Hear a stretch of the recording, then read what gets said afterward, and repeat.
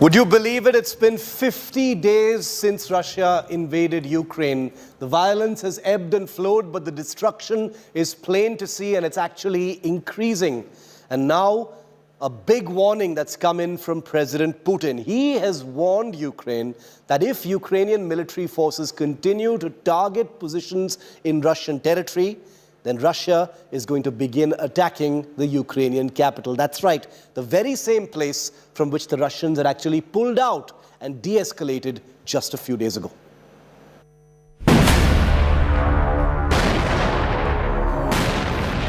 This is what day 50 of the Russian invasion of Ukraine looked like. Kyiv, the eastern city of Ukraine, came under heavy shelling, causing multiple casualties, including a child. With talks between the two countries deadlocked, Russia has stepped up its offensive and issued a fresh and dire warning. The Russian Defense Ministry says that Ukrainian forces are attempting to sabotage and strike Russian territory. And now Moscow has threatened to target command centers in Ukraine's capital, Kyiv, if Ukrainian troops continue to attack Russian territory. For 50 days now, Ukraine's capital Kyiv has successfully resisted the Russian onslaught. It has pushed back the Russian forces even as its suburbs have come under relentless attack. Moscow's warning of imminent attacks on decision-making centers in Kyiv is only latest in a series of threats. One thing is clear, Kyiv will continue to fight back. But the Russian onslaught continues. After 50 days of war, most cities of Ukraine, for most part, have been reduced to rubble. From Kyiv's suburbs to the eastern city of Kharkiv, Mariupol to Chernihiv in the north, the cities have been ravaged by Russian shelling and rocket attacks. Ukraine claims Russian shelling has left more than 10,000 civilians dead and counting. 7 weeks after the Russian invasion began, this is the current state of play. Putin has already declared that he won't stop till all his noble goals are achieved. He's set his eyes on Kyiv now. There's only one thing to look out for: another massive escalation. With Rajesh Pawar in Kyiv, Ukraine, Bureau Report, India Today. And one of the biggest developments from Ukraine on day 50 of the invasion could be the biggest naval loss since World War II. That's right, Russia's flagship warship in the Black Sea, called the Moskva, a guided missile cruiser, has been damaged. 500 of its sailors have ditched the ship. Russia says there was a huge fire on board, which was accidental. But Ukraine says that's nonsense. They struck it with a missile. What's the truth? We don't know just yet. Watch this report.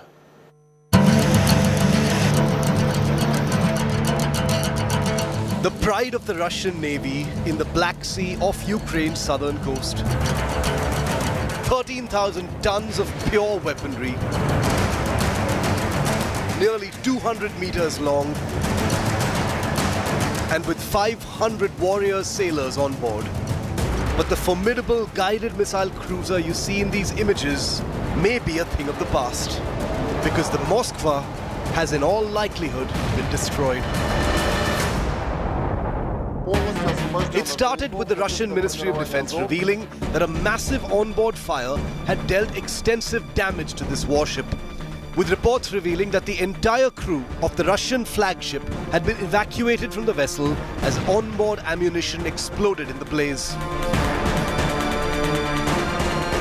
But Russia's claim that the ship was damaged in an accident have been pushed back hard by Ukraine, which claims that the vessel was struck by Ukrainian Neptune cruise missiles fired from the Odessa region.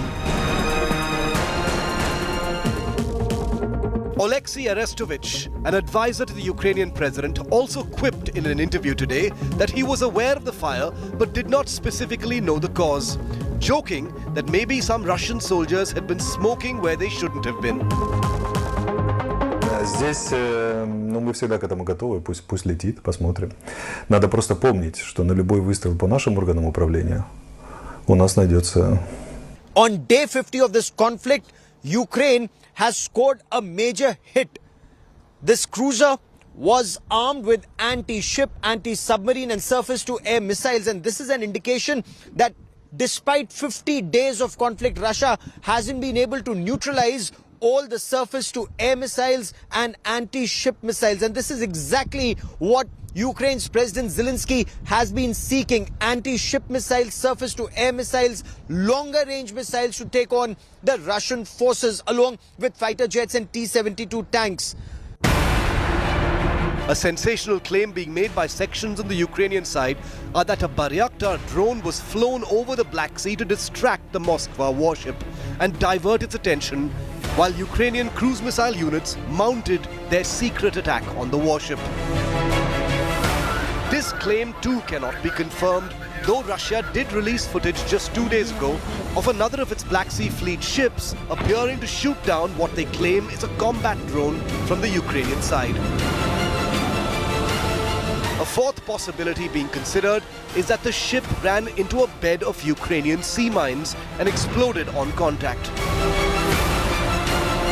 As this war of claims and counterclaims continues, what is undeniable is that Russia's most formidable warship in the Black Sea has been stricken and evacuated.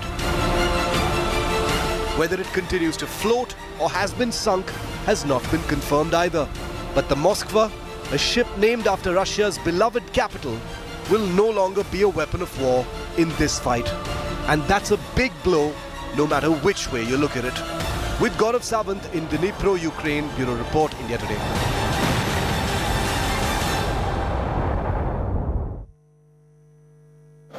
Well, on a day when Ukraine is celebrating this as is one of its biggest military victories, and indeed, if it is true that Ukrainian missiles have sunk that ship, that makes it one of the biggest military losses in recent decades, possibly the biggest since World War II.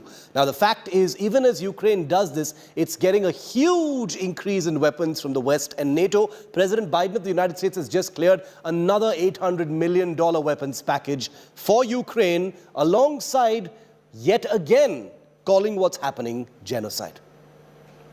None of it should hinge on whether a dictator declares war and commits genocide in half a world away. Within hours of this comment, the US president further elaborated his claim. Yes, I called it genocide because it becomes clearer and clearer that Putin is trying to wipe out the idea of even being able to free Ukraine. And the evidence is mounting. It's different than it was last week. The more evidence is coming out of literally the horrible thing that the Russians have done in Ukraine. And we're going to only learn more and more about the devastation. And we'll let the lawyers decide internationally whether or not it qualifies. But it sure seems that way to me. Though President Biden pointed out that his use of the word genocide represented his own conclusion, not an official designation, his claims were strongly backed by his administration. Earlier, UK Prime Minister Boris Johnson used the word genocide with regards to Russia's behavior in Ukraine as soon as atrocities of Bucha came to light. But I'm afraid when you look at what's happening in Bucha, the revelations that we're seeing from what Putin has done in Ukraine, which doesn't look far short of genocide to me, it is no wonder that people are responding in the way that they are. But the UK has not officially used the term, saying that only a court can make such a designation. So the crime of genocide is very difficult to prove because you have to prove specific intent. When President Biden said that genocide is being committed in Ukraine, I think those words have a lot of force as a political statement and certainly reflect some of the worrying trends and reports that we're getting from Ukraine. It caused quite a stir among the international community.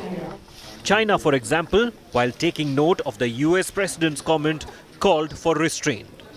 The international community should make efforts to cool down the strained situation rather than adding fuel to fire. We all should strive for a diplomatic settlement rather than doing anything that may escalate the tension.